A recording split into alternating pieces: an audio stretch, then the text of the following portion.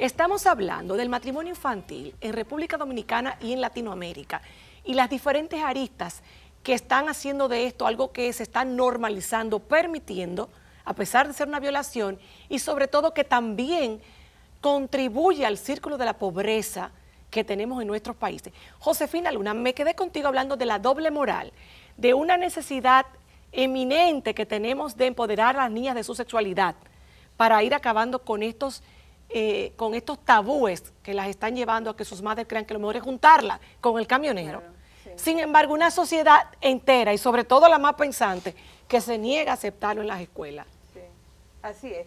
Pero mira, yo quiero retomar, antes de entrar en el tema de la educación sexual, de la necesidad que como país nosotros tenemos, es un poco retomar el tema de la adolescencia. La adolescente, por su naturaleza y su momento evolutivo, no tiene desarrollado el lóbulo frontal, que es lo que le permite tomar decisiones. Entonces, un adolescente de 12, 13, 14, 15 años no está en condiciones para tomar una decisión para toda la vida de reunirse o de juntarse con una persona. Entonces, muchas veces la sociedad plantea que quien busca y que quien decide es la niña o es la adolescente para tomar esta decisión. Pero no es así. Legalmente no está en condiciones para tomar, ni siquiera anatómicamente ni fisiológicamente, por esta inmadurez que existe, y eso lo hablan las neurociencias, el lóbulo frontal, que es donde se toman las decisiones. Entonces, desde ese punto de vista, el matrimonio infantil no tiene asidero, ¿no? No debería de ocurrir, porque no está en condiciones de decidir. En otro sentido, la necesidad de la educación sexual, del empoderamiento de las niñas y sobre todo de la autoestima que le va a permitir a esta chica tomar decisiones informadas. Pero ¿qué es lo que está pasando en nuestra sociedad y en nuestros barrios? ¿Qué ven las chicas? Reggaetón, promiscuidad en todas partes. La propia promiscuidad, lo que incita a la televisión, las redes sociales, la internet. O sea, que ellas mismas no tienen herramientas para tomar decisiones. Yo a veces he pensado que la promiscuidad está de moda. Sin embargo, cuando yo hablo así delante de los jóvenes, de los millennials, de los centennials, me miran como que nosotros estamos atrasados, que eso es una realidad, que eso no se va a devolver y que tenemos que enfrentarla mirando hacia soluciones, sabiendo que ni esa música va a desaparecer, ni ese movimiento de esa sexualidad tan abierta. Entonces es un poco confuso, Lilian, ¿qué tú piensas? Mira, la educación sexual es muy importante. La educación sexual debe empezar en los primeros años. Y la educación sexual no es solo cómo ponerse el preservativo, es cómo negociar el preservativo. O sea, ¿qué papel tiene la mujer? Porque muchas de esas relaciones son consentidas, aunque una menor de edad no pueden consentir, pero son realmente deseadas. Es una relación que ella desea, es con esa persona que ella quiere tener relaciones, porque a las niñas las educamos en esta cultura que ya tienen que ser tranquilas, que aceptar lo que digan sus autoridades. Sumisión, y mientras más tranquila, mientras más disponible, más buenas son. Mientras más calladitas, mejores son. Pero tenemos un latino. Mientras menos agreden a las autoridades, pues mejores son. Sin embargo, estamos hablando de un hombre latino que en su mayoría ni siquiera concibe el uso del condón. Sí, pero es que va más allá de solamente esto. Por es decir que las mujeres algo. puedan negociar el preservativo, pueden negociar, tener relaciones si quieren y no estar disponibles todo el tiempo, sobre todo con personas que ya no quieren, porque muchas madres muchas veces incitan a que su hija, no importa que sea menor de edad, se vaya con un adulto. ¿Por qué? Es un tema económico. Es un tema económico. Puedo asegurar un plato de comida, puedo asegurar una casa, o puedo asegurar un futuro, que mi hija puede estudiar, que mi hija no pase trabajo como he pasado yo. Y no estoy justificando, es una pobreza que no te permite ver más allá. Pero independientemente, si tú tienes educación para poder elegir, tú tienes otro proyecto de vida. Por eso aquellas que logran un nivel de educación alto, entonces no se embarazan en la adolescencia, no se casan jóvenes, todo lo contrario, lo van posponiendo y eligen con quién casarse. Aunque el tema de la construcción con equidad de género va mucho más allá de la educación formal que se ofrece en este país, sino es una educación donde ella aprenda que nadie la puede tocar, aunque sea la autoridad, aunque sea el pastor, aunque sea su papá, que nadie la puede tocar si ella no está de acuerdo, que no le tiene tiene que dar un beso a quien ella no quiere. Y eso está para niñas como para niños. Hay padres que dicen que como ellos defienden el que no entre la educación sexual a los colegios o a las escuelas, es que ellos alegan, y muchas iglesias también, que la educación sexual es una responsabilidad de mamá y papá en el hogar. Eso no puede ser. No, pero Sonia, no puede ser. Fíjate, yo digo que el tema de educar a los hijos, a las hijas, no exonera a las familias. Ahora, ningún Estado, ninguna sociedad ha logrado disminuir los embarazos en adolescentes y estas uniones y matrimonios tempranos si no hay educación sexual integral. Y eso es una responsabilidad del Estado que no puede delegar. Eso no quiere decir que yo te exonere como familia, que yo te exonere como padre o como madre, a que tú también tengas una responsabilidad de educar. Pero por si eso falla, que en la mayoría de los casos falla, porque no es extraño que estamos diciendo que el 61% viene de esos hogares más pobres.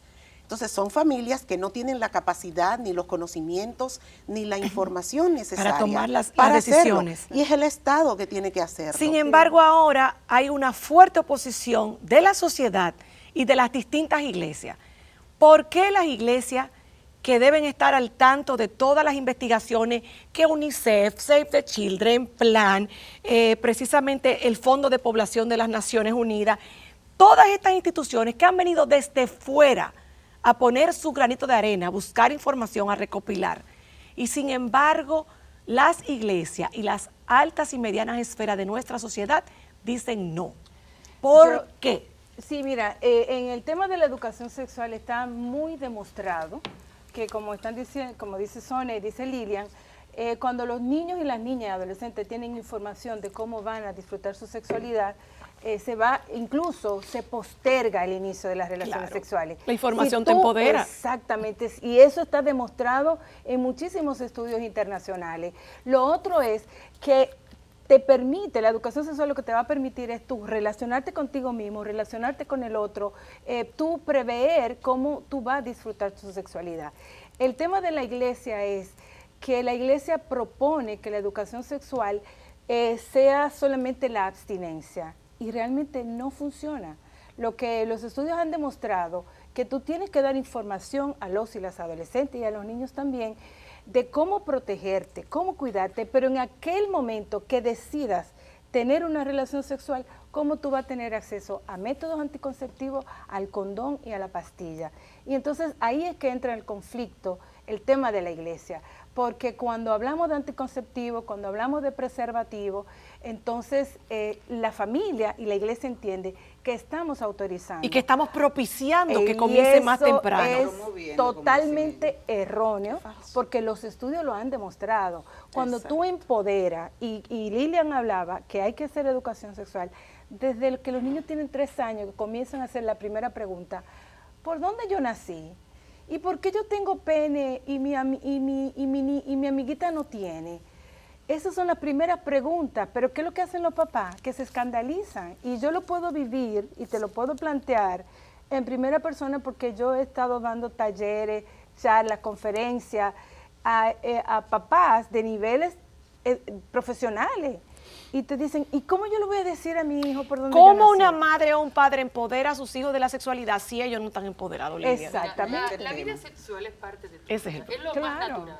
O sea, tú te vas a la vida sexual como te vas al trabajo, como te vas a la escuela, como te vas a la relación que tienes con tu familia y con tus amistades. Ese paquete de lo que es ser mujer y ser hombre, tú lo aprendes en tu primera infancia.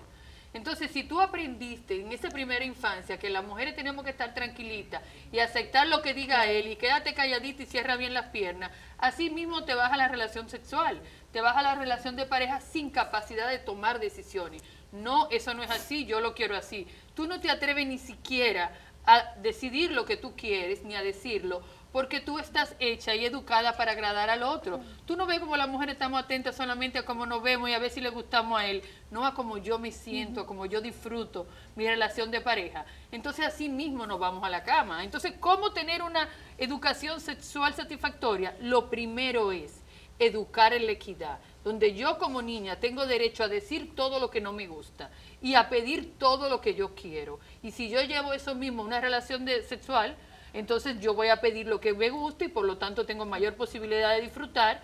Y si yo me quiero y tengo una autoestima buena, voy a exigir también protegerme. Tú acabas de tocar un nervio, precisamente, que ha sido una gran polémica de los últimos meses, cuando hablaste de la equidad. Ahora se ha planteado llevar la ideología de género a las escuelas y los colegios, donde muchas personas como tú plantean que es necesaria por el tema de la equidad.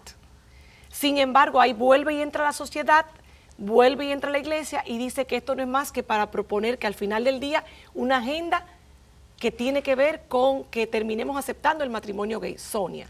Fíjate, yo no he querido entrar en el debate de ideología, de género y todo esto, porque me parece que el campo donde se mueve es de mucha especulación.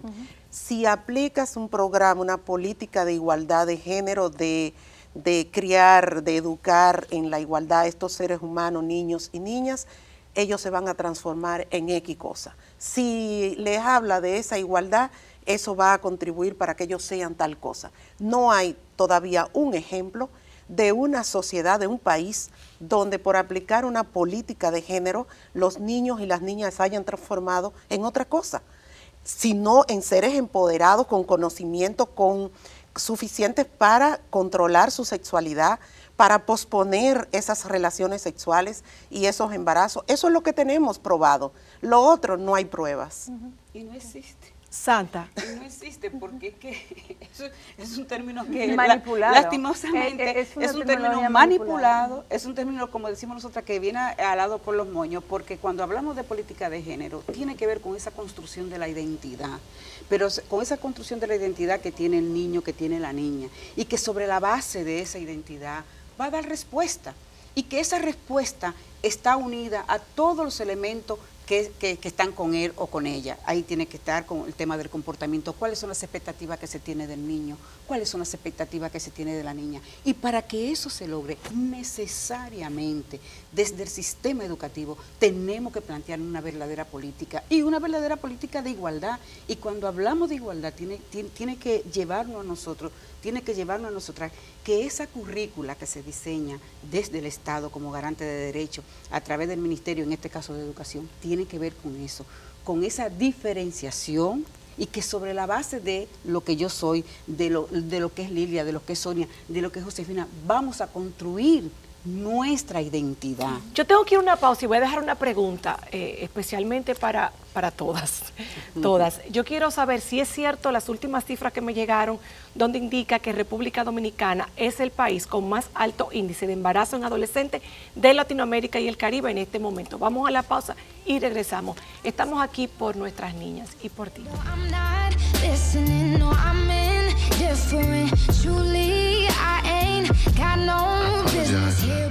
A los 23 años tú no estás preparada para decidir qué vas a hacer con tu vida en el futuro. No se puede seguir permitiendo que de un centro hospitalario salga un adolescente sin un plan de anticonceptivos. Y en República Dominicana es una mentira que las mujeres tenemos acceso a poder y solamente basta ver el Congreso.